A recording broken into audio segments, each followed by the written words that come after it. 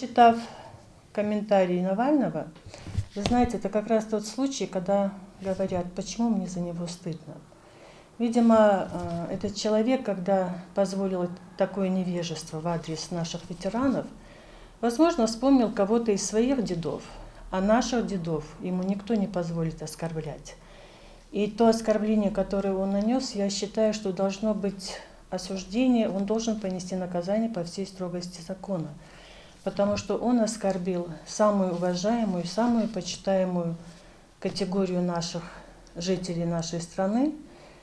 И что меня очень сильно смущает, человек с таким мышлением, с таким отношением к гражданам России хотел еще стать президентом этой же страны.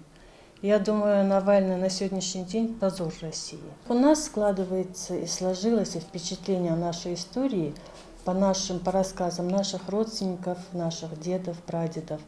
Например, мой родственник, последний защитник Брестской крепости Уматгирей Барханоев. И как вы думаете, разве можно сказать, что он был предателем или он был халуем? Никогда в жизни. Мы хорошо знаем из исторических данных, с какими почестями его похоронили немцы. И для меня, например, оскорбительно то, что сказал гражданин Навальный. Очень оскорбительно, и я думаю, это точно так же для всех граждан России, у кого хоть кто-то воевал на войне. А семьи, где не было вернувшихся или погибших на войне, просто нет в нашей стране.